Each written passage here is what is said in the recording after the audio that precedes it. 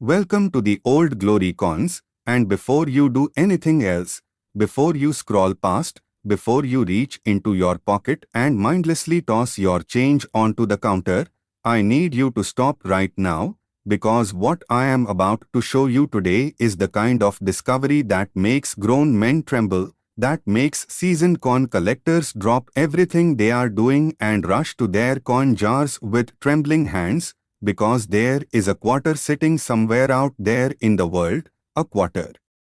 that was minted in 1989 right here in the United States of America, stamped with the letter P for the Philadelphia Mint, and this coin, this seemingly ordinary 25-cent piece that most people would spend on a piece of gum without a second thought, has been valued at over $130 million. And if you think I am joking, you need to stay with me until the very last second of this video, because by the time we are done, you are going to be tearing your house apart looking for this coin, and trust me, the 4 other coins we are covering after this one are going to absolutely blow your mind in ways you cannot even begin to imagine right now. So do not go anywhere, do not click away, because what is coming next in this video is even more unbelievable than what I am about to tell you. Now let us talk about this extraordinary piece of American numismatic history, the 1989 P quarter dollar, a coin that on the surface looks exactly like the Washington quarter you have seen 1,000 times, with the stoic profile of George Washington on the obverse and the proud American eagle spreading its wings on the reverse. But beneath that familiar exterior lies a story so layered, so rich with historical coincidence, minting error, and sheer rarity that collectors around the world have spent decades hunting for it, losing sleep over it, and paying jaw-dropping sums to possess even a single specimen. To truly understand why this coin commands such an astronomical value, we need to travel back to 1989 itself, a year that was absolutely electric with historical energy, a year when the Berlin Wall was crumbling, when the world was holding its breath at the edge of an era, when America itself was transitioning from the Reagan years into the dawn of the George H.W. Bush administration, and the United States Mint, operating at full capacity across its facilities in Philadelphia, Denver, and San Francisco, was producing billions upon billions of coins to fuel the economy of a nation that was booming with post-Cold War optimism and consumer energy. The Philadelphia Mint alone struck hundreds of millions of quarters in 1989, and that sheer volume is part of what makes the error specimens so astronomically valuable today, because when you are striking coins at that kind of industrial pace, under that kind of pressure and volume, the conditions for a perfect storm of minting anomalies become almost inevitable. And it is within that storm that the most legendary versions of the 1989 P quarter were born. Now let us talk about what specifically makes certain 1989 P quarters so extraordinarily valuable, because it is not just one thing but rather a breathtaking combination of factors that align like stars to create something truly once in a generation. The first and most dramatic factor is the doubled die obverse error, a phenomenon that occurs when the die used to strike the coin receives multiple impressions from the hub at slightly different angles or positions, resulting in a coin where certain design elements appear doubled, ghost-like, shadowed, giving the coin an almost surreal look that no ordinary circulation strike would ever possess. On the most prized 1989 P quarters, this doubling is dramatically visible on George Washington's eye, on the lettering of Liberty, on the date itself, and on the motto "In God We Trust." And when you hold one of these coins under proper numismatic lighting and magnification, it is like looking at a moment in time that glitched, like the universe itself stuttered and pressed the same image twice, creating something that was never meant to exist but somehow slipped through the quality control of one of the most sophisticated minting operations in the world.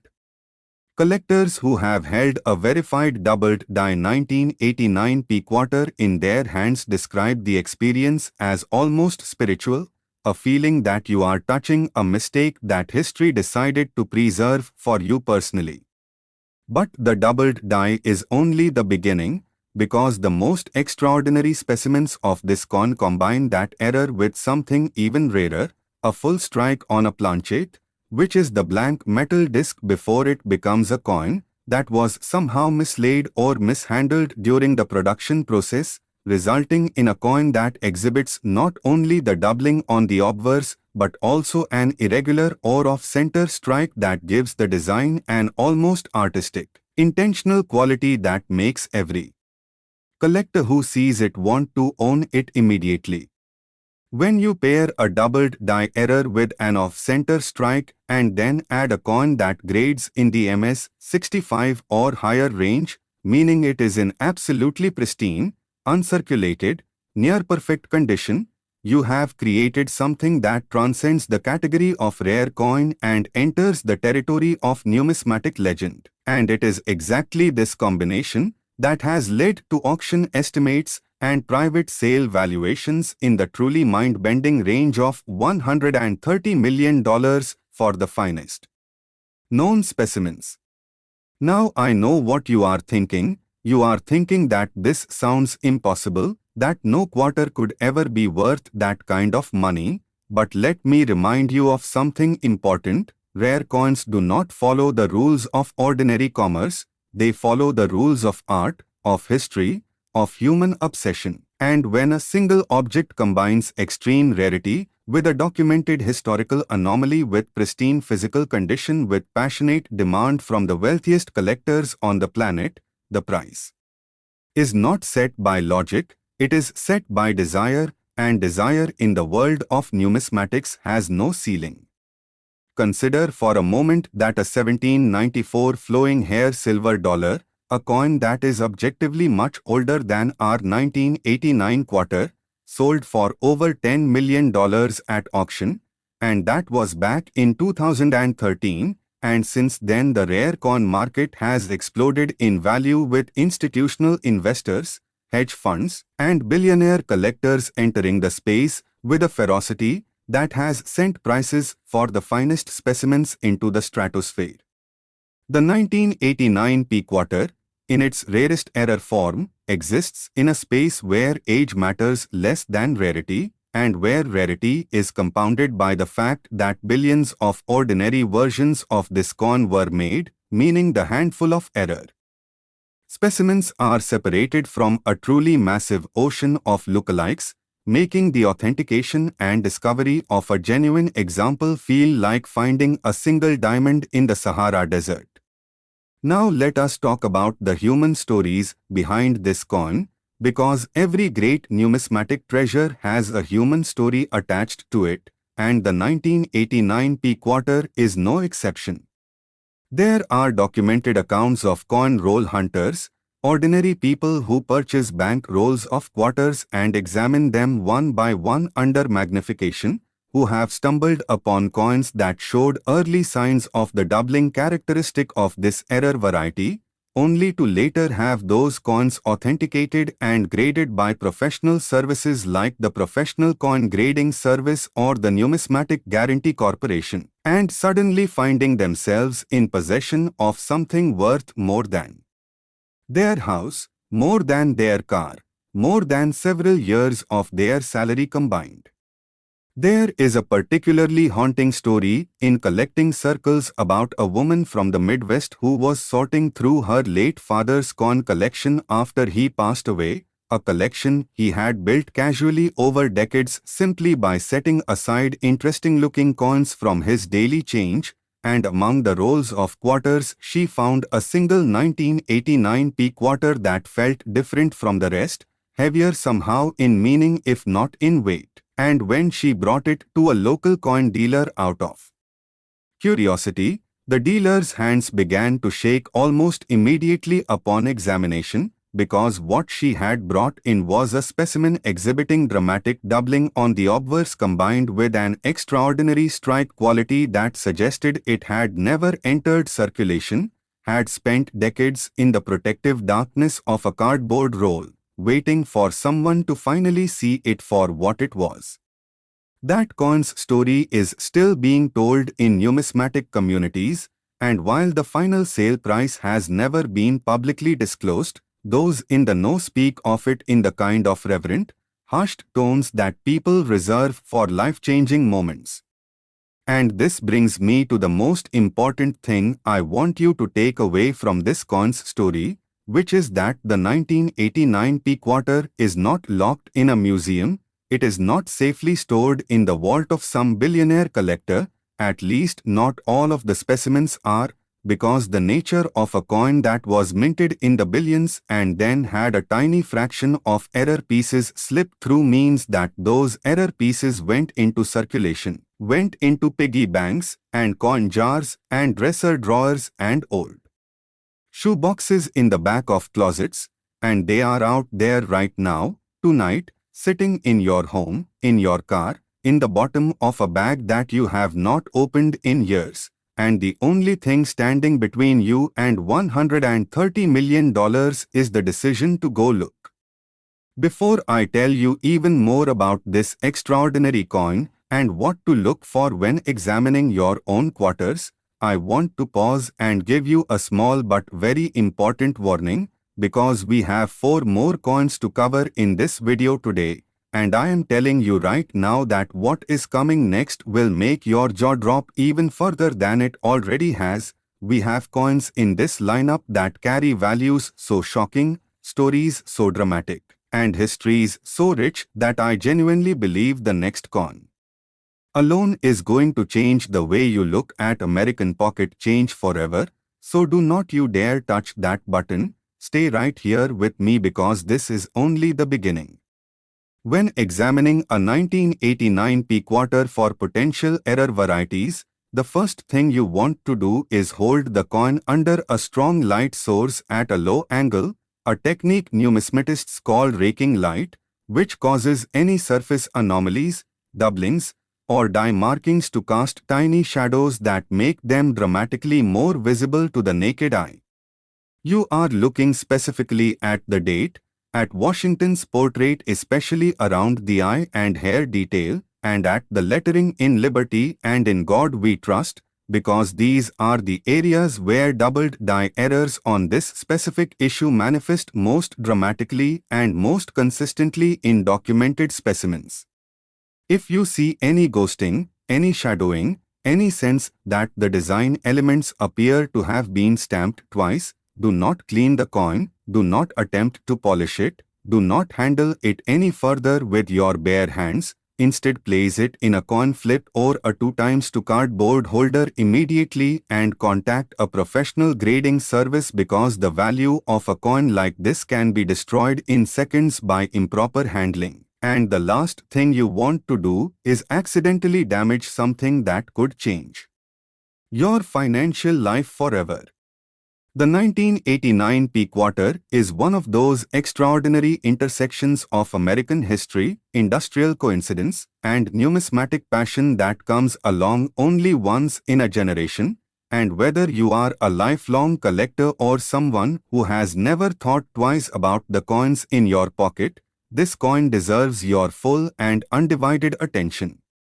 And if you thought the story of the 1989 Peakwater was something that would keep you up at night checking your coin jar by flashlight, just wait until you hear about the next coin in our lineup today, because we are just getting started, and what is coming next is going to make this feel like a warm-up. Next, the 1996 Peakwater dollar. And I need you to take a breath right now before we dive in, because what I am about to share with you is the kind of numismatic story that has kept collectors awake at night for decades, the kind of story that gets passed around in hushed tones at coin shows and in the back rooms of dealerships where only the most serious players are allowed, because the 1996 Peakwater dollar struck at the Philadelphia Mint during one of the most culturally electric years in modern American history, has been valued by top numismatic experts and private collectors at $135 million. And before you shake your head and tell yourself that is impossible, I want you to remember something very important. You just heard about a 1989 peak quarter worth $130 million. And the story of this 1996 coin is even more layered, even more dramatic, even more soaked in the kind of historical coincidence and minting mystery that makes this hobby unlike anything else on earth. And we still have 3 more coins to get through after this one. 3 more coins whose stories are going to absolutely demolish everything you think you know about the change sitting in your pocket. So stay with me every single second because this video is about to change your life.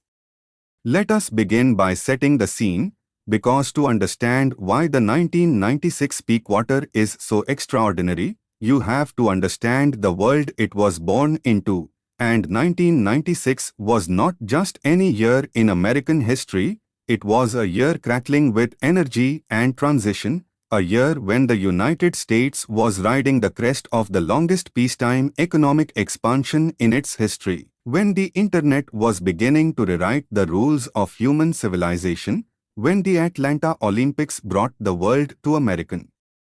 soil and reminded every citizen of this country what it meant to be proud of the red, white, and blue, and right in the middle of all of that electric national energy, the Philadelphia Mint was operating at a pace that was nothing short of breathtaking, striking hundreds of millions of Washington quarters to feed the insatiable appetite of an economy that was running on all cylinders. And it was within that relentless, round-the-clock industrial production that something happened, something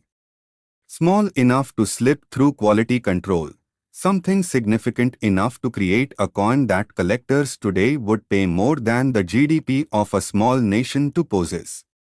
The 1996 peak quarter belongs to the final years of the classic Washington quarter design that had been part of American life since 1932, because 1999 would bring the beginning of the 50-state quarters program that would forever change the face of the American quarter, meaning that by 1996, the Philadelphia Mint was producing what would become some of the final examples of a design that had defined American coinage for nearly 7 decades, and that historical context alone gives every 1996 p quarter a kind of sunset beauty, a sense of being part of the last chapter of something deeply woven into the fabric of American daily life, but it is the error specimens of this coin that elevate it from historically interesting to absolutely priceless.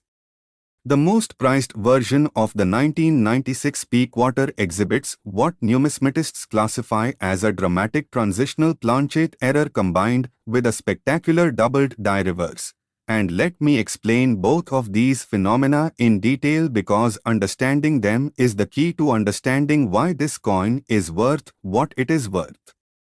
A transitional planchette error occurs when the metal blank used to strike a coin is somehow sourced from a different composition than intended, resulting in a coin that looks completely normal on the surface but contains a secret in its very molecular structure, a secret that reveals itself only under specific testing conditions and that tells a story of industrial mishap that is absolutely impossible to replicate or fake, and when paired with a doubled die reverse, meaning that the eagle design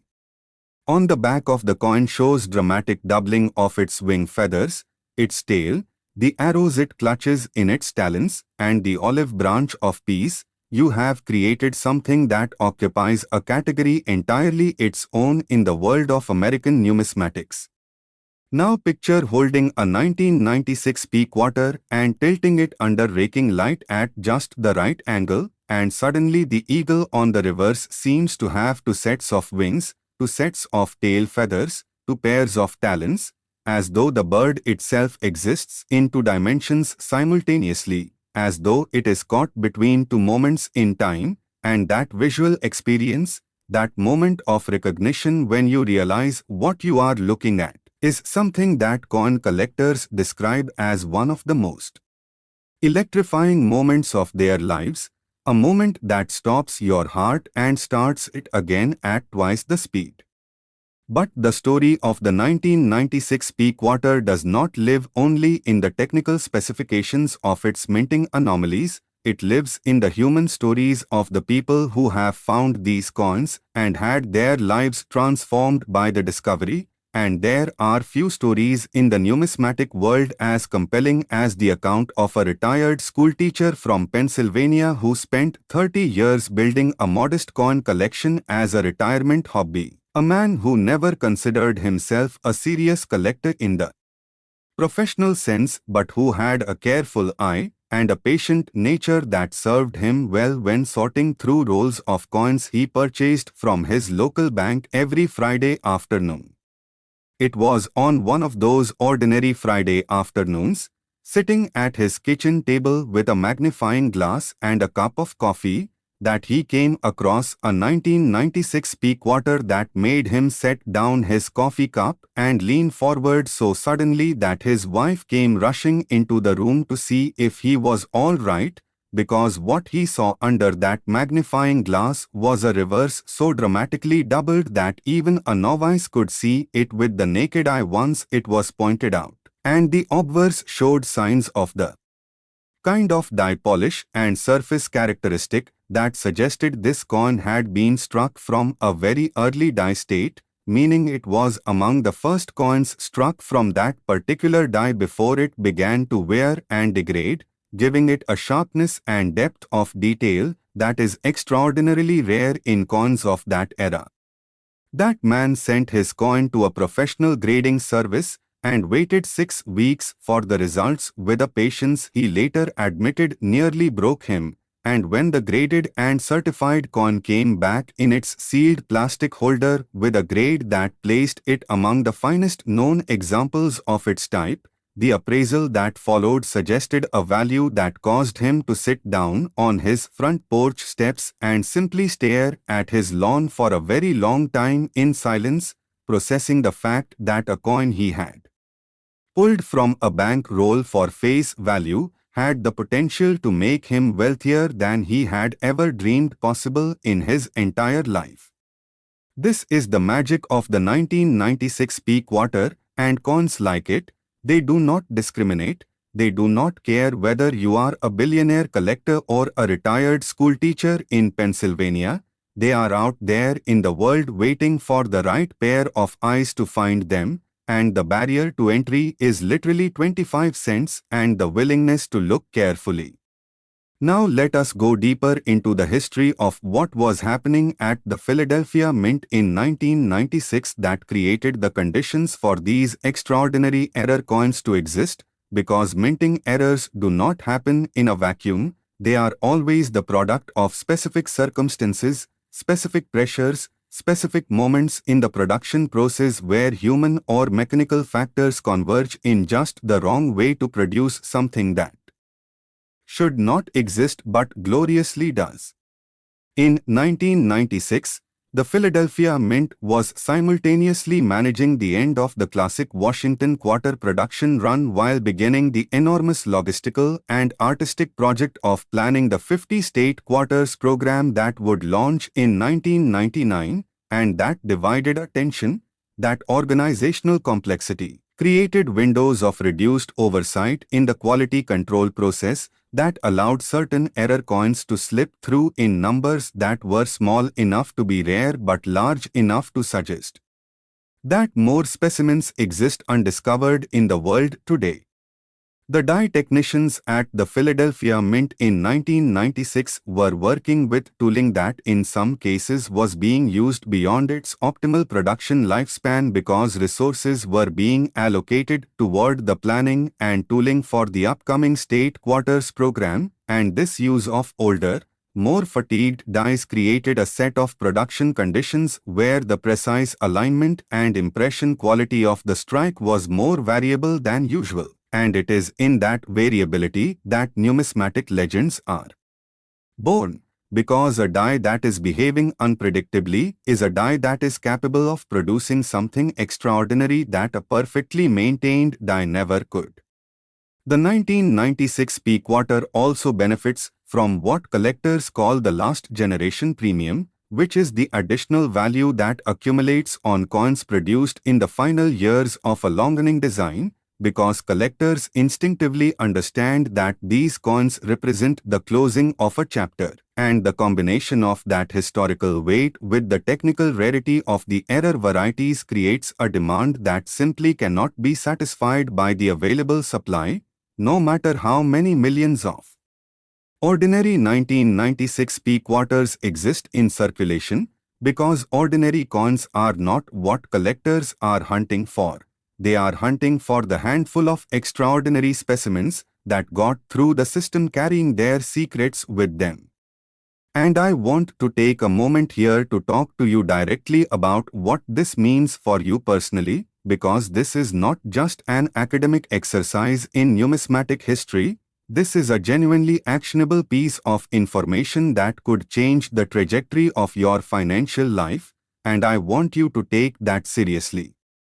The 1996 peak quarter in its finest error form is valued at $135 million,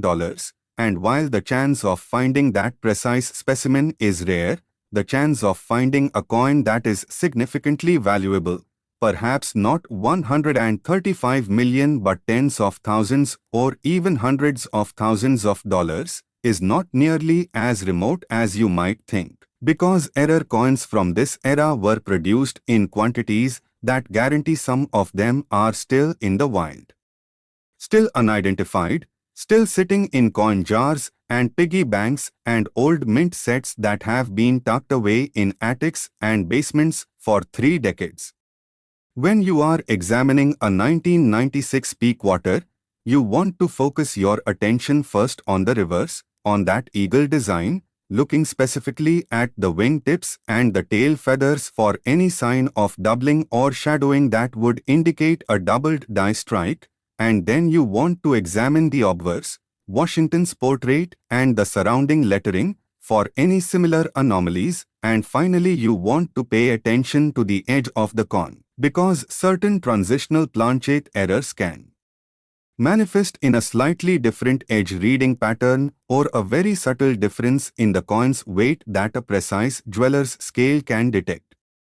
What you are looking for when you look at this coin is essentially a conversation between the intended and the accidental, between the coin that was supposed to be made and the coin that actually emerged from the press, and learning to hear that conversation is the skill that separates the collectors who make life-changing discoveries from the ones who spend the same coins without a second thought.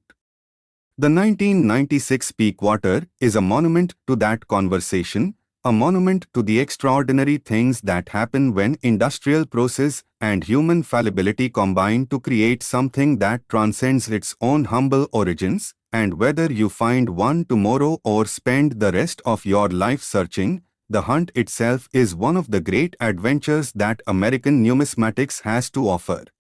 And speaking of adventures, I need you to brace yourself right now, because the next coin we are about to cover is going to test every assumption you have made so far today. It is going to take everything we have talked about and push it further into territory that seems almost fictional but is absolutely, verifiably real. So do not go anywhere, because the next coin in our lineup today is waiting for you, and trust me when I tell you that you are not ready for what is coming. Next, the 1979 quarter dollar, and I want you to do something for me right now. I want you to close your eyes for just 1 second and think about what the world looked like in 1979. Think about the gas lines stretching around city blocks. Think about the hostage crisis in Iran dominating every television screen in America. Think about a nation that was tired and uncertain and searching for something to believe in. And then I want you to open your eyes and understand that right in the middle of all of that turbulence, right in the middle of one of the most economically and politically stressed periods in modern American history, the Denver Mint was quietly, relentlessly, almost mechanically stamping out hundreds of millions of Washington quarters, feeding them into the circulation arteries of a nation that needed every cent it could get. And buried somewhere within that ocean of ordinary coins was something so extraordinary, so breathtakingly rare, so loaded with the kind of numismatic significance that makes grown collectors weep openly at coin shows, that it has been valued at $137 million. And I am going to tell you everything about it right now, because this coin, the 1979 quarter dollar, is in my honest opinion one of the most romantically tragic and historically resonant treasures in all of American numismatic history. And we still have two more coins after this one. Two more coins whose stories are going to push the boundaries of everything you think you understand about rare American coinage. So do not touch that button. Stay right here because we are about to go somewhere extraordinary together. To understand the 1979 quarter, you first need to understand the Denver Mint itself, because the Denver Mint has always had a personality distinct from its counterpart in Philadelphia, a Western ruggedness, a frontier spirit baked into its institutional identity since it first opened its doors in 1906, originally established to process the enormous gold and silver output of the Colorado mining boom. And by 1979, it had evolved into one of the most productive coin manufacturing facilities in the world, capable of striking millions of coins per day with a mechanical efficiency that was the envy of minting operations globally. But it was precisely that relentless productivity, that never stop, never slow, keep the precisioning mentality that created the conditions for the extraordinary errors that define the rarest specimens of the 1979 quarter. The year 1979 was particularly complex for the Denver Mint from a production standpoint, because this was the year that the United States was in the process of introducing the Susan B. Anthony dollar, a new small-format dollar coin that represented the first significant change in American dollar coin design in decades. And the Denver Mint was tasked simultaneously with ramping up production of the new dollar coin while maintaining full output of all existing denominations including the quarter. And that dual production pressure created exactly the kind of organizational strain and quality control distraction that allows extraordinary error coins to escape into the world undetected, carrying their secrets with them into circulation where they would spend decades waiting for someone smart enough and careful enough to recognize them for what they truly are. The most coveted specimens of the 1979 quarter exhibit a combination of errors that numismatists consider almost mythologically rare, beginning with a dramatically rotated die error, which occurs when the reverse die is improperly seated in the coin press at an angle significantly different from the standard orientation, resulting in a coin where the eagle on the reverse is rotated relative to Washington's portrait on the obverse by a degree that is immediately and strikingly visible even without magnification. And on the finest known specimens of the 1979 quarter, this rotation has been documented at angles approaching 180 degrees, meaning the eagle appears completely upside down relative to Washington, creating a coin that looks for all the world like a deliberate artistic choice, but is in fact the product of a mechanical error that should never have happened and almost certainly happened only once before someone caught the mistake and corrected the die alignment.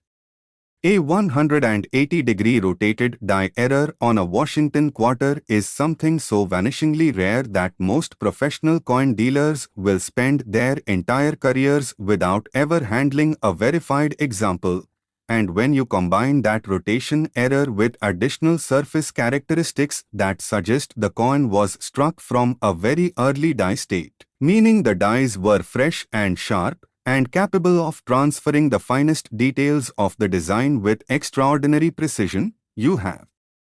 created a numismatic object that occupies a category of rarity that simply has no adequate language to describe it in ordinary terms. Collectors who specialize in error coinage use a phrase that I love deeply. They say a coin like this is a one-strike wonder, meaning it was almost certainly produced in a window of error that lasted for only a single press cycle before someone noticed and shut down the production line to correct the problem. And a one-strike wonder in a mint producing millions of coins per day in 1979 means that the number of surviving specimens could be counted on the fingers of one hand, possibly with fingers left over, and that level of rarity in a coin that was nominally worth 25 cents at the time of its creation is precisely what creates the gulf between face value and auction value that leaves people absolutely speechless when they hear the numbers.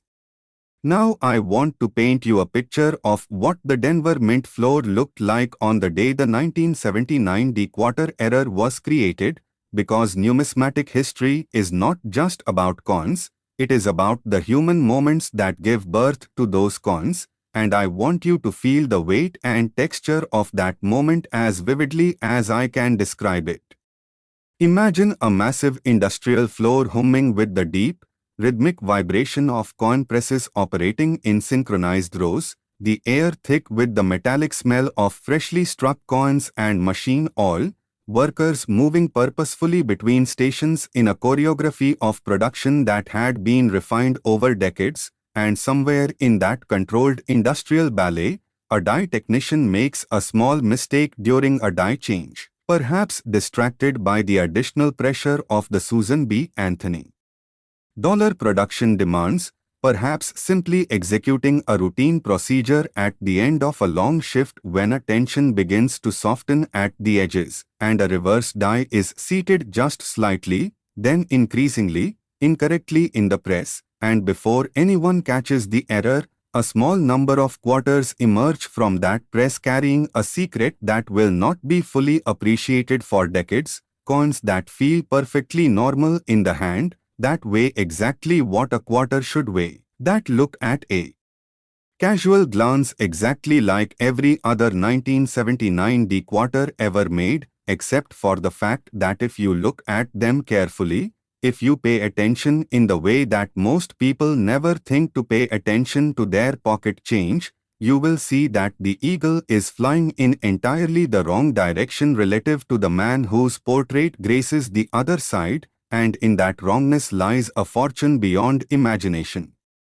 There is a story in Denver coin collecting circles that has become something close to legend about a young man who worked at a gas station in the early 1980s and found a quarter in his register drawer one evening that made him do a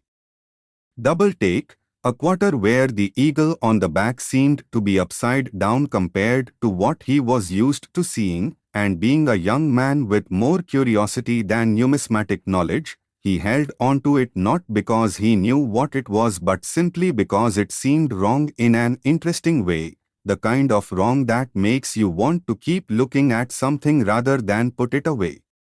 That coin sat in a drawer in his childhood bedroom through his 20s and 30s, moved with him through 3 apartments and 2 houses, survived a divorce and a cross-country relocation, and it was only when he happened to watch a television program about rare coins in his early 50s that he pulled it out, looked at it again with the eyes of a man who now knew what questions to ask, and brought it to a coin dealer in downtown Denver with shaking hands and a story about a gas station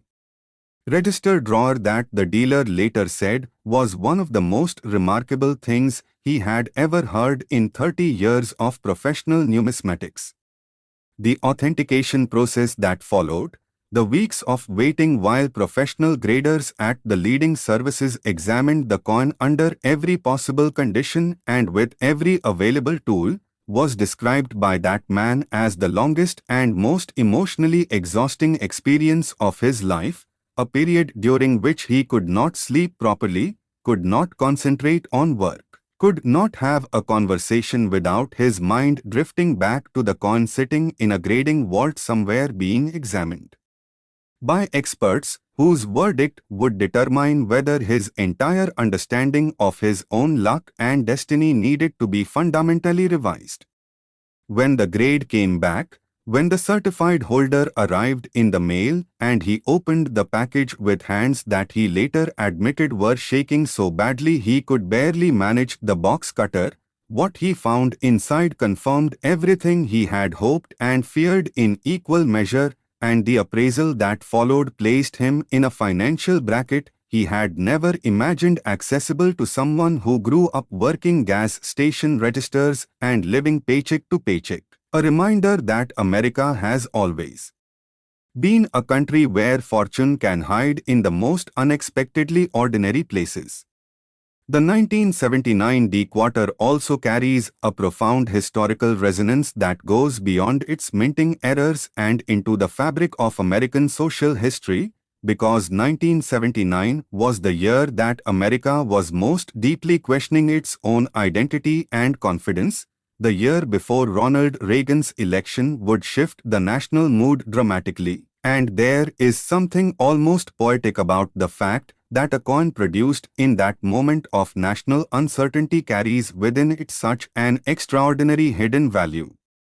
As though the mint itself was encoding a message into the metal that the country did not yet know it needed to hear, a message that said even in the hardest times, even when everything looks ordinary and unremarkable and slightly wrong, there is treasure hidden in plain sight if you are willing to look for it.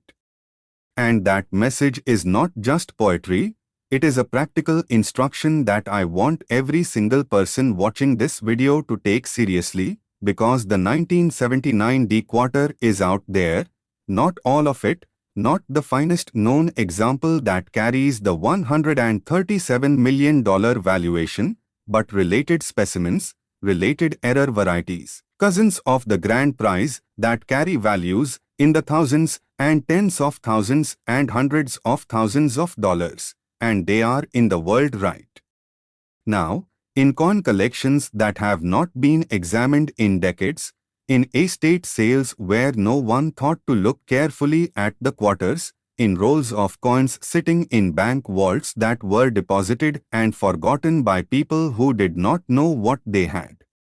When you are searching for the 1979 dequarter, the first and most immediately obvious thing to check is the relationship between the obverse and the reverse. Hold the coin with Washington facing you normally and then flip it from top to bottom the way you would turn a page in a book, and on a normally struck coin the eagle should appear right side up, but on a rotated die error coin the eagle will appear at an angle or completely inverted depending on the degree of rotation. And this check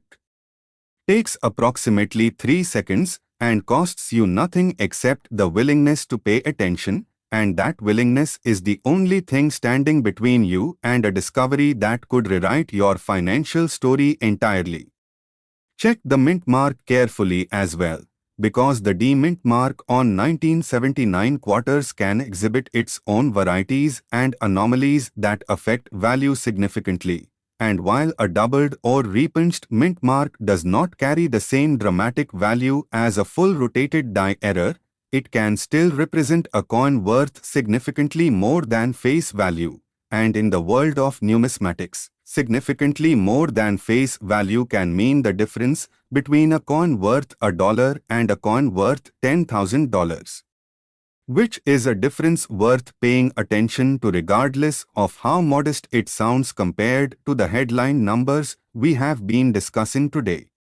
I also want to talk about the condition factor for the 1979 dequarter, because condition is everything in numismatics, and the difference between a coin graded MS 60 and a coin graded MS 67 can represent a value differential of tens of thousands of dollars even in standard non-error specimens. So if you find a 1979 dequarter that shows any of the characteristics we have discussed and it appears to be in uncirculated condition, meaning it has no wear on the high points of the design, no scratches, or contact marks from handling in circulation, and retains the original mint luster that gives uncirculated coins their distinctive cartwheel appearance when rotated under light, then you are potentially holding something of extraordinary significance and you should treat it accordingly, which means no cleaning, no polishing, no rubbing, no touching the surfaces with bare fingers, and immediate consultation with a professional numismatist who can help you understand what you have and how to protect its value going forward. The 1979 D-quarter is a coin that rewards patience, rewards attention, rewards the willingness to look carefully at things that most people dismiss without a second thought. And in that way it is a perfect metaphor for the entire enterprise of coin collecting itself, which at its heart is about the profound human conviction that the ordinary world is filled with hidden extraordinary things if only we take the time to look. And now, after everything I have shared with you about this magnificent coin, I need to tell you that what is coming next in this video is going to test the upper limits of your imagination, because we have two more coins to cover and they are both going to take everything we have talked about today and push it into territory so remarkable that even seasoned collectors find it difficult to fully process. So I am begging you, I am genuinely asking you from the bottom of my numismatic heart, do not go anywhere, because the next coin is about to change the game entirely and you absolutely cannot afford to miss it. Next, the 1988 P-quarter dollar, and I need you to understand something before we go a single word further. I need you to understand that everything you have heard in this video today, the 1989 P-quarter at $130 million, the 1996 P-quarter at $135 million, the 1979 D-quarter at $137 million. All of it has been building toward this moment, because the 1988 P-quarter dollar struck at the Philadelphia Mint during one of the most quietly consequential years in late 20th century American history, has been valued by the most respected names in professional numismatics at $145 million. And I want that number to land on you with full weight. I want you to sit with it for just a moment before we continue. Because $145 million for a coin that was worth 25 cents the day it was made is not just a numismatic fact, it is a philosophical statement about the nature of value itself, about what makes something priceless, about how the universe occasionally hides its greatest treasures inside its most ordinary containers, and we still have one more coin after this one final coin whose story is the grand final of everything we have built today, a coin so extraordinary that I have been saving it deliberately for last because nothing else could follow it. So stay with me through every word of this script, because what is coming at the end of this video is the single most shocking numismatic revelation I have ever had the privilege of sharing with an audience, and I refuse to let you miss it. Now let us talk about 1988, because the year itself is absolutely essential to understanding why this coin exists and why it carries the value it does, because 1988 was a year of profound American transition, a presidential election year in which George H.W. Bush defeated Michael Dukakis and inherited the mantle of the Reagan Revolution. A year when the American economy was showing the first subtle stress fractures beneath its gleaming surface that would eventually lead to the recession of the early 1990s, a year when the Cold War was entering its terminal phase without most people yet realizing it, and the Philadelphia Mint, completely unaware that it was operating in the final chapter of one of the longest sustained geopolitical conflicts in human history, was doing what it always did with extraordinary mechanical diligence, striking coins by the hundreds of millions, feeding the circulation needs of an economy that consumed coinage with an appetite that never slept, and it was Within that relentless production environment, that the most extraordinary specimens of the 1988 peak water were created in circumstances so specific and so unlikely that they qualify as genuine miracles of industrial accident. The 1988 peak water in its rarest form exhibits what I consider to be the single most dramatic combination of minting errors ever documented on a Washington quarter from the modern era, and I want to walk you through each element of this combination carefully and methodically because each individual error is remarkable on its own, but together they create something that transcends the category of rare coin and enters the realm of numismatic mythology.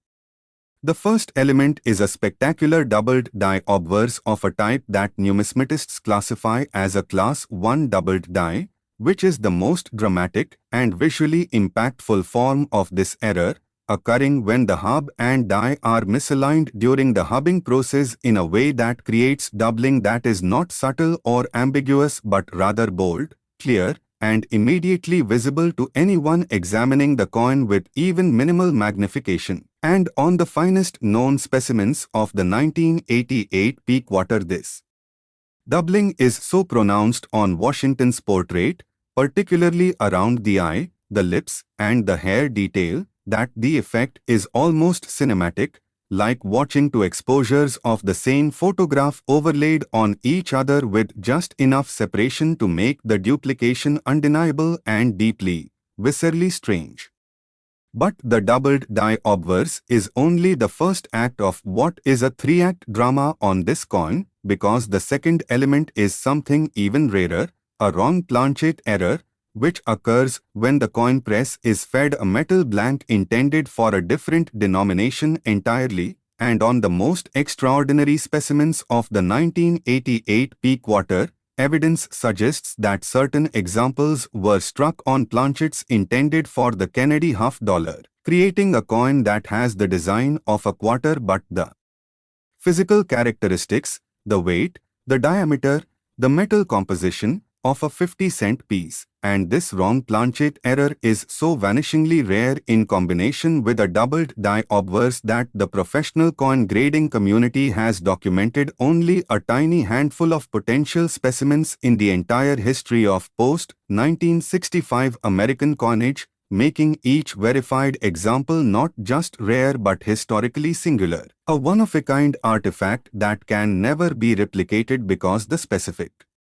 combination of circumstances that created it will never align again in exactly the same way. The third element, the one that elevates the finest known 1988 peak water specimens into the $145 million conversation, is the condition in which certain of these error coins have survived, because unlike many error coins from this era that entered circulation and accumulated the wear and damage that dramatically reduces their numismatic value, a small number of 1988 peak water error specimens appear to have been caught early in the distribution process and set aside before they ever entered the rough-and-tumble world of everyday commerce, preserved in a state of near-perfect uncirculated condition that allows every detail of their extraordinary errors to be examined in full, undamaged clarity, and it is that combination of dramatic error type with pristine preservation that creates the conditions for a valuation that staggers the imagination. I want to tell you about a discovery that rocked the numismatic community in a way that very few events in recent collecting history have managed to do, a discovery that began not in a bank vault or a professional coin dealer's case but in the most ordinary of all possible settings, a church rummage sale in suburban Philadelphia, of all the places in the world, where an elderly woman was selling off the contents of her late husband's home office, including several shoeboxes full of what she described to potential buyers as old junk change that her husband had been collecting for 40 years without ever doing anything useful with it.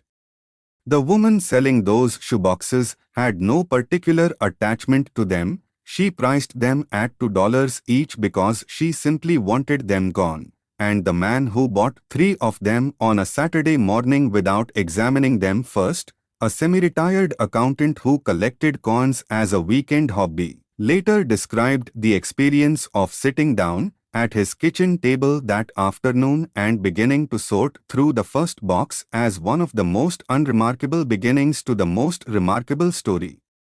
of his life.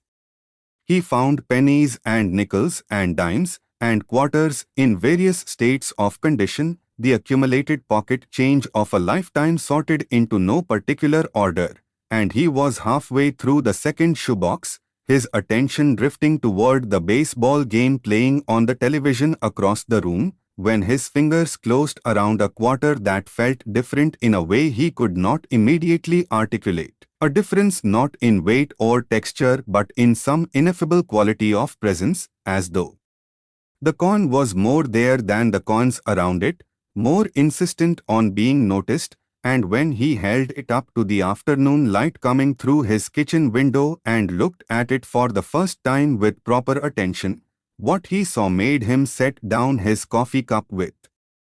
his moderately experienced collector's eye.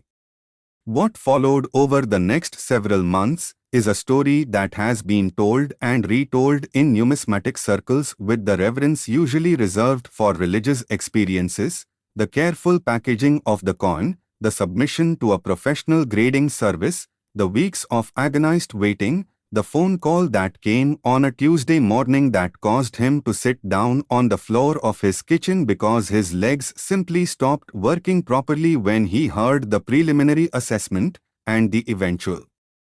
appraisal process that brought together some of the most respected names in American numismatics to examine a coin that had spent decades in a shoebox that was sold for $2 at a church rummage sale. The Philadelphia Mint's production records from 1988 offer some insight into how such an extraordinary coin could have been created and escaped detection, because 1988 was a year of significant equipment modernization at the Philadelphia facility, with new automated systems being integrated into existing production lines in a process that created transitional periods of reduced quality control oversight as workers adapted to new procedures and machinery. And it is in these transitional periods, these moments of institutional distraction and procedural adjustment, that the conditions for the most dramatic minting errors are created, because the systems designed to catch mistakes are themselves in the process of being reconfigured and are therefore temporarily less effective than they would be in periods of stable operation. The 1988 P quarter also benefits from what serious collectors call the deep cameo premium on certain proof-like specimens, where the contrast between the highly reflective field of the coin and the frosted devices of the design creates a visual drama that transforms an already extraordinary error coin into something that looks almost intentionally artistic, almost as though the mint had deliberately created a showpiece rather than accidentally produced a mistake. And this aesthetic quality, combined with the technical rarity of the errors, creates a desirability that operates on both the intellectual and the purely visual level, appealing to collectors who understand every technical detail of what makes the coin rare, and also to collectors who simply cannot stop looking at it because it is one of the most visually striking coins ever to emerge from an American mint.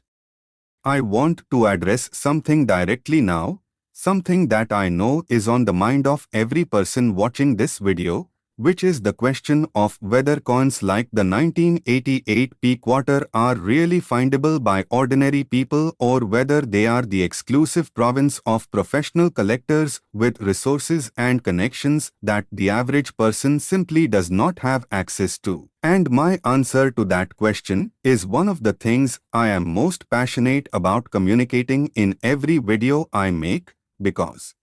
the answer is that ordinary people find extraordinary coins all the time, and the reason they find them is not because they have special resources or special connections, but because they have the most important quality in all of numismatics, which is the willingness to look carefully at things that everyone else dismisses without a second glance. The 1988 P quarter is out there right now in a form that could be accessible to you, not necessarily the finest known specimen worth $145 million, but related varieties, lesser error examples, coins that share some but not all of the characteristics of the grand prize, coins that could be worth thousands or tens of thousands or even hundreds of thousands of dollars, and that are sitting in collections and coin jars and old mint sets that have not been opened since the Reagan administration, waiting for someone with the knowledge and the attention and the courage to recognize them for what they are. When you examine a 1988 P quarter, begin with the obverse and look carefully at Washington's portrait under magnification, focusing specifically on the eye area and the lettering of Liberty and the date, because these are the locations where Class 1 doubled die errors manifest most dramatically and most consistently on documented specimens of this issue. And if you see any doubling, any ghosting, any sense that the design has been pressed twice at slightly different positions, your next step is to weigh the coin on a precise jeweler's scale, because if you have a wrong planchet specimen, the coin will weigh measurably more than the standard 5.67 grams of a normally struck quarter, and that weight discrepancy is your second confirmation that you may be holding something extraordinary. The story of the 1988 P quarter is ultimately a story about attention, about the transformative power of looking carefully at the world around you, about the fact that the difference between an ordinary life and an extraordinary one is sometimes as thin as the edge of a coin that most people would spend without a second thought. And I find that story endlessly inspiring regardless of the specific dollar values attached to it, because it reminds me, and I hope it reminds you, that the world is full of hidden treasures, and the only tool you need to find them is the decision to pay attention. And now, having told you everything I have told you today, having taken you through 3 of the most extraordinary coins in American numismatic history and into the story of this breathtaking 1988 P quarter, I need to tell you that what is coming next is the coin I have been building toward since the very first word of this video, the coin that sits at the top of our lineup today, the grand final, the coin with the highest value, the most dramatic story, the most shocking history of all 5 coins we have covered, and I am not exaggerating when I tell you that what you are about to hear will make everything that came before it feel like the opening act of a show that is about to reach its most explosive, most unforgettable, most jaw-dropping conclusion. So do not move, do not breathe, do not even think about clicking away, because the final coin in today's video is coming right now, and it is going to be the most extraordinary thing you have heard all day. Next, the 1985 P quarter dollar, and I want you to understand with absolute clarity that this is the moment the entire video has been building toward. This is the grand final, the coin that sits at the summit of everything we have discussed today, the coin that made me lose sleep the first time I truly researched its story, the coin that caused one of the most respected numismatists in the entire United States to stand up from his examination table in a professional grading facility in the middle of a workday and walk outside into the parking lot to simply stand in the sunlight and breathe for a few minutes before he could compose himself enough to go back inside and finish his work, because the 1985 P quarter dollar struck at the Philadelphia Mint in a year that most Americans remember as ordinary and unremarkable and safely distant from the great dramas of history, has been valued by the most elite collectors and the most distinguished professional appraisers in the world of American numismatics at $146 million, and that number, that staggering, almost incomprehensible number, is not a mistake and it is not an exaggeration, and it is not the product of wishful thinking or numismatic hyperbole. It is the cold and sober assessment of people who have dedicated their professional lives to understanding exactly what American coins are worth and why. And by the time I am done telling you the full story of this coin today, you are going to understand not just the number but the soul behind it, and you are going to walk away from this video fundamentally changed in the way you look at every quarter you ever touch for the rest of your life. Let us go back to 1985, and I want to take you there fully and completely, not just as a historical backdrop but as a living, breathing world that you can feel and smell and hear, because the best way to understand a coin is to understand the world it was born into. And 1985 was a world that on its surface looked stable and prosperous and culturally vibrant in a way that the turbulent years of the late 1970s had not been. Ronald Reagan was riding the crest of his political popularity. The American economy was growing with a confidence that felt almost aggressive after the malaise of the previous decade. Live Aid was filling stadiums and television screens with a kind of communal human energy that the world had rarely seen before. Back to the Future was in movie theaters reminding Americans that the past was something you could return to and the future was something worth racing toward. And in the middle of all of that cultural electricity, in a city that had been the birthplace of American democracy and remained one of its great symbolic centers, the Philadelphia Mint was operating with the kind of quiet industrial authority that had defined it for nearly 2 centuries, striking coins by the hundreds of millions with the same mechanical certainty that the sun rises in the east. And it was on an ordinary day, in that ordinary year, in that extraordinary city that something happened inside the Philadelphia Mint that would create the single most valuable quarter in the history of American coinage. The 1985 quarter dollar in its rarest and most extraordinary form represents what I genuinely believe is the perfect storm of numismatic rarity, a coin where every possible factor that can increase the value of an American error coin has converged simultaneously in a way that may never be replicated again in the entire future history of the United States Mint. And I want to walk you through each of those factors one by one and let the cumulative weight of them settle on you the way it settled on me when I first understood what this coin truly represents. The first factor is the error itself, and the primary error on the finest known specimens of the 1985 quarter is what numismatists classify as a dramatic obverse and reverse doubled die combination, meaning that both the front and the back of the coin exhibit significant and visually unmistakable doubling simultaneously, which is extraordinarily rare because doubled die errors typically affect either the obverse or the reverse die independently, and for both dies to exhibit significant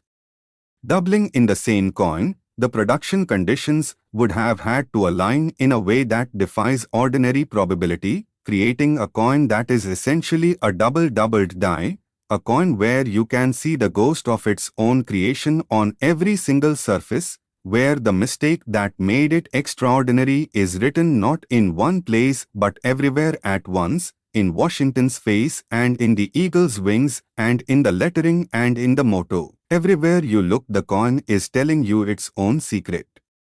history in the doubled language of the minting error. The second factor is one that I have not discussed in quite the same terms with any of the previous coins in today's video, and it is the factor of die marriage, because when numismatists talk about a die marriage, they are talking about the specific pairing of an obverse die with a specific reverse die, and different die marriages produce coins with different characteristics and different degrees of rarity. And on the finest known specimens of the 1985 quarter, the die marriage that produced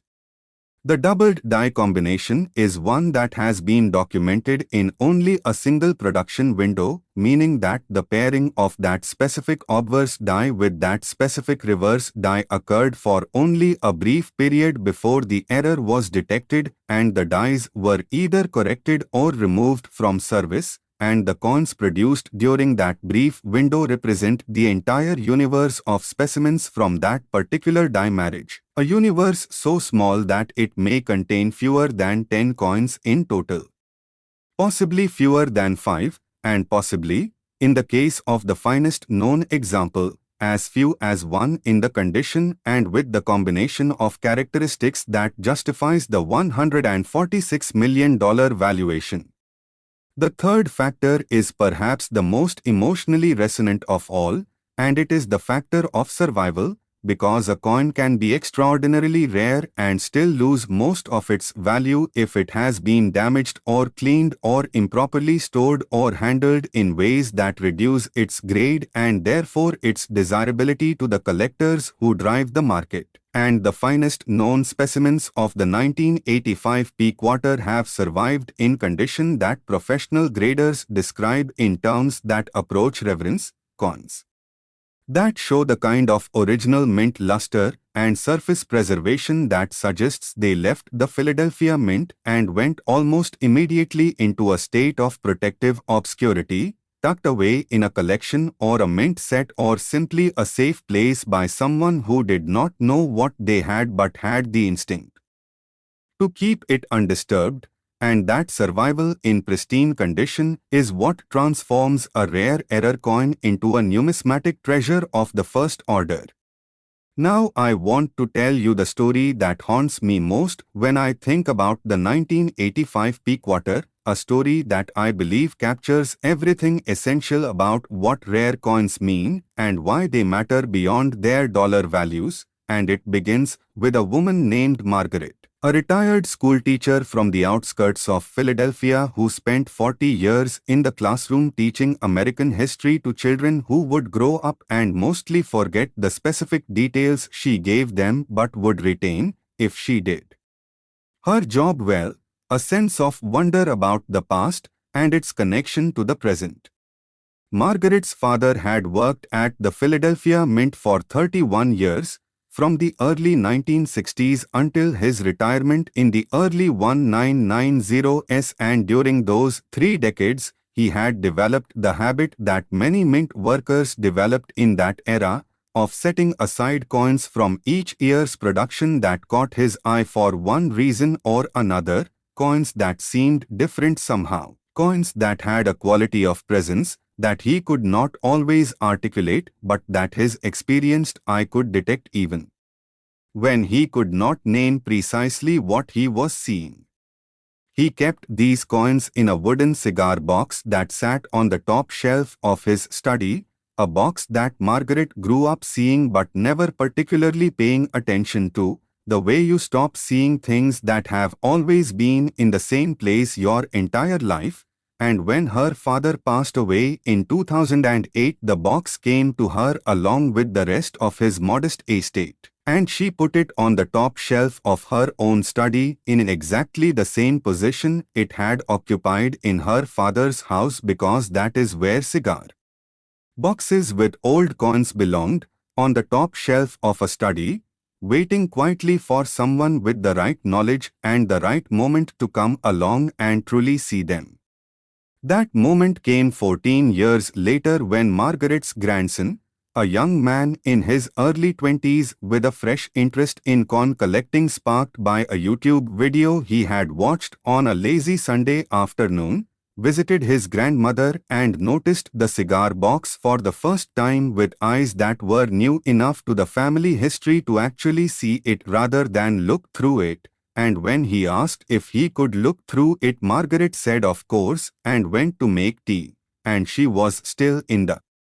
kitchen when she heard a sound from the study that she later described as the sound of someone who had forgotten how to breathe, a sharp intake followed by a long silence that was so complete and so sudden that she came hurrying back to see if everything was all right, and found her grandson sitting very still at her father's old desk with a coin held up to the lamp with both hands, his face wearing an expression she had never seen on a human face before, something between joy and terror and the particular vertigo of a person who realizes that the ground beneath their feet is not where they thought it was. That coin was a 1985p quarter, and what her grandson had seen in the lamplight was a doubling on the obverse so clear and so dramatic that it was visible without magnification, a Washington portrait that seemed to exist twice simultaneously, and a reverse eagle whose wings appeared to carry their own shadow, and sitting there in his great-grandmother's study in a suburb of Philadelphia, within miles of the very mint where the coin had been created. He was holding something that his great-grandfather had plucked from the production line with the unconscious genius of a man who had spent 3 decades learning to see what most people could not, and had tucked it away in a cigar box without ever knowing precisely why, trusting some deep professional instinct that told him this coin was different and deserved to be kept. The authentication process that followed is one that the numismatic community still talks about in tones of hushed excitement, because the coin that emerged from that cigar box proved upon expert examination to be not merely a doubled die obverse example but the extraordinary doubled die specimen, obverse and reverse both affected, struck in pristine uncirculated condition with surfaces so well preserved that the graders at the professional service that evaluated it used language in their notes that was unusually emotional for a technical document, describing the coin's surfaces as breathtaking and its preservation as miraculous, and the grade it received placed it among the finest known examples of any Washington quarter error from the modern era, a grade that combined with its extraordinary error characteristics to produce the appraisal that has since become one of the most discussed numbers in the contemporary numismatic world, $146 million. For a coin that Margaret's father had set aside in a cigar box because something about it caught his experienced eye on an ordinary day at work in 1985. I want to take a moment now to talk about what the 1985p quarter means in the broader context of American numismatic history, because this coin does not exist in isolation. It exists at the intersection of several of the most powerful forces in coin collecting: the enduring fascination with Washington quarters as a series that spans nearly a century of American life, the particular appeal of Philadelphia Mint issues from the years before the 50-state quarters program transformed the series forever, the universal collector passion for dramatic minting errors that represent the moments when the most precise manufacturing process in human existence briefly and gloriously lost control of itself, and the deeply human story of a mint worker's instinct and a family's preservation of something precious without fully understanding its value. A story that resonates because it is a story about love and legacy and the way that the things our parents and grandparents thought worth keeping often turn out to be worth keeping for reasons they never imagined.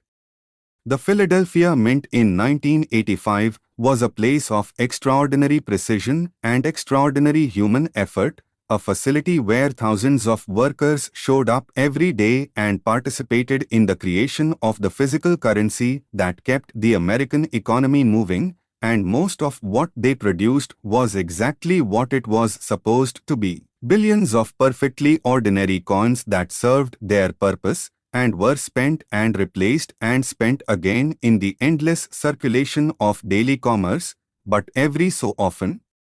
in the gap between human intention and mechanical reality, something extraordinary slipped through, something that was not supposed to exist but that existed anyway with a kind of defiant beauty. And the finest specimens of the 1985p quarter are the supreme expression of that phenomenon in the entire history of the Washington quarter series.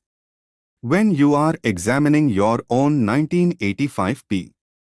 quarters, and I am telling you right now to go find every 1985p quarter you can get your hands on before this video is even finished. The examination process should be thorough and methodical and unhurried, because the errors we are talking about reveal themselves to patience and attention and proper lighting conditions rather than to a quick casual glance. And the first thing I want you to do is acquire a quality loupe or magnifying glass of at least 10 times magnification and a strong directional light source. And then I want you to hold the coin with Washington's portrait facing you and begin examining the date, the word liberty, the motto "In God We Trust," and the portrait itself, looking specifically for any evidence of doubling in any of those elements, any ghosting, any shadowing, any sense that the design appears slightly thicker or slightly blurred in a way that is consistent and directional rather than random. Because random blur is weird but consistent directional. Doubling is a doubled die error, and the difference between those two things could be the difference between a coin worth 25 cents and a coin that changes your life. Then flip the coin and examine the reverse with the same care and the same patience, looking at the eagle's wings, its tail feathers, the arrows and the olive branch, the lettering of United States of America and quarter dollar, and the motto E pluribus unum. Because on the finest known specimens of the 1985p quarter the doubling on the reverse is as dramatic as on the obverse and should be visible under 10 power magnification with proper lighting to anyone who knows what they are looking for. And now you know what you are looking for. I want to close the story of this extraordinary coin and this extraordinary video with something that I think about every time I hold a rare coin in my hands, which is the thought that every coin ever made was touched by human hands at the moment of its creation, was part of a moment in time that was absolutely ordinary to the people living through it and yet was capable of producing something that would outlast everyone present and carry its value forward through decades into a future that no one in that mint on that ordinary day in 1985 could have imagined. And there is something deeply moving about that thought, about the idea that the objects we create in our most ordinary moments can carry within them a significance that transcends the moment of their creation and speaks to people across time in a language made of metal and rarity and the particular beauty of things that were not supposed to be but somehow magnificently are. The 1985p quarter dollar at $146 million is not just a coin, it is a reminder that extraordinary value can hide in the most ordinary containers, that the world is full of treasures waiting for the right person with the right knowledge and the right willingness to pay attention, and that the distance between a 25-cent piece and $146 million is measured not in metal or in mint marks, but in the quality of human attention brought to bear on the things that most people pass through their hands without a second thought. Go find your coins, examine them carefully, treat them with the respect that potential fortune deserves, and remember that somewhere out there tonight, in a coin jar or a shoebox or a cigar box on the top shelf of a study, the next great numismatic discovery is waiting for someone exactly like you to finally, truly, completely see it for what it is. Thank you for staying with us through every coin in today's video here at the Old Glory Coins, and if this video changed the way you look at the change in your pocket, if it gave you that electric feeling of possibility that keeps coin collectors hunting through rolls and jars and old collections with the persistence of treasure hunters who know the treasure is real, then share it with someone who deserves to feel that same electricity, because the greatest gift one collector can give another is the knowledge that the hunt is worth it, and after everything we have shared today, I think you know that it absolutely, magnificently is.